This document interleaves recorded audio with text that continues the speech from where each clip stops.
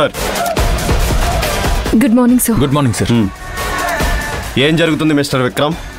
Sir, minister గారు తన మీద మనం తయారు చేసిన ఫైల్ని దొంగతనం చేయించారు సార్. అదే చెప్తున్నారు. మినిస్టర్ గారి మీద ఎప్పటి నుంచో ఫాల్స్ కేసు పెట్టి మినిస్టర్ గారిని బెదిరించావంట. అది ఫాల్స్ కేసు కాదు సార్. ఇతను చేసే అవినీతి కుంభకోణాలు చాలానే ఉన్నాయి. ఉంటే సాక్ష్యాలు ఉండాలి కదా. ఈ ఫైల్ దొంగతనం కేసుకి సాక్ష్యం ఉన్నాడు సార్. పిలిపించు. కానిస్టేబుల్, అతన్ని తీసుకురా. అలాగే సార్.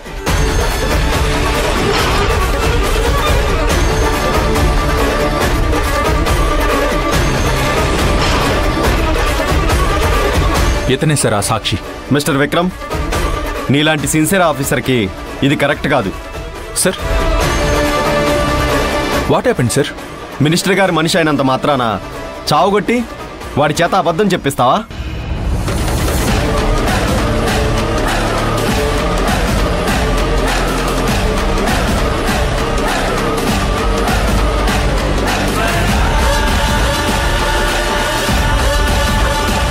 లేదు సార్, నేను అబద్ధం చెప్పించలేదు సార్.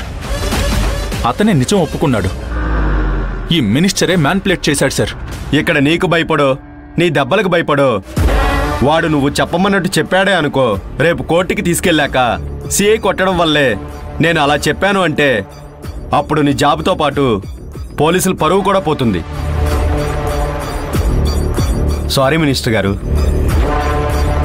మీ వాడిని మీరు తీసుకెళ్ళండి. ఇంకోసారి ఇలా జరగకుండా నేను చూసుకుంటాను.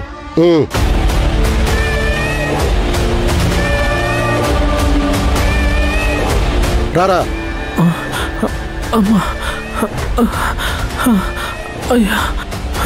ఈ కేసులో సత్య గారు లేకపోవడం చాలా హ్యాపీ. సత్య గారు లేరు, సంతోషంగా ఉంది.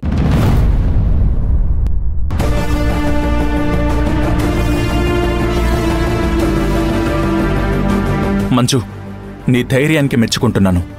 ఫైల్ని ఎత్తుకెళ్లిన వాణ్ణి స్టేషన్ వరకు రప్పించావు. ఏం లాభం సార్, మన ఏసీపీ గారే మీ సిన్సియారిటీని గుర్తించలేకపోయారు. మరి నీ సిన్సియారిటీని మీ సిఐ గారు గుర్తించారా?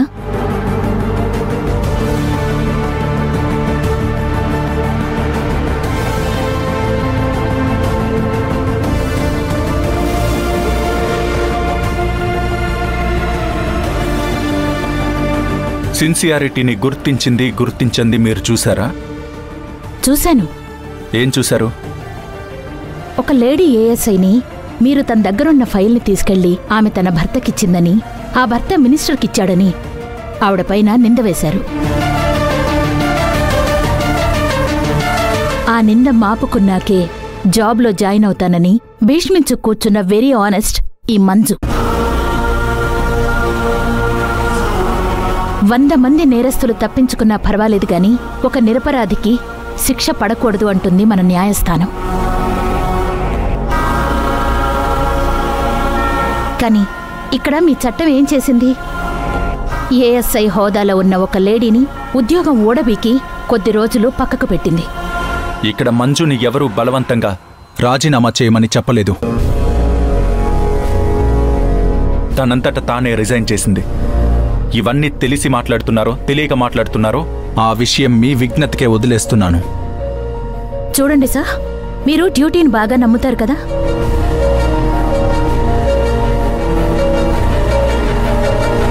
మినిస్టర్ నేరస్తుడనే కదా మీరు ఆయన్ని స్టేషన్కి రప్పించారు. అలాంటప్పుడు అతన్ని ఎందుకు అరెస్ట్ చేయలేదు? చేస్తాను.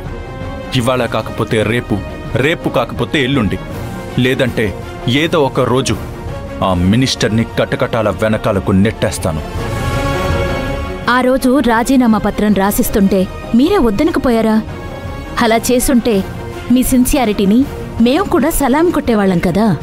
సలాం కొట్టించుకోవడం కోసమో, వంగి వంగి దండాలు పెట్టించుకోవడం కోసమో నేను ఈ ఉద్యోగం చేయడం లేదు. ఆడబిడ్డను ఎంత గారాబంగా పెంచినా అత్తారింటికి పంపక తప్పదు. మంజు అంతట మంజునే రాజీనామా రాసిస్తుంటే నేను తీసుకోక తప్పలేదు.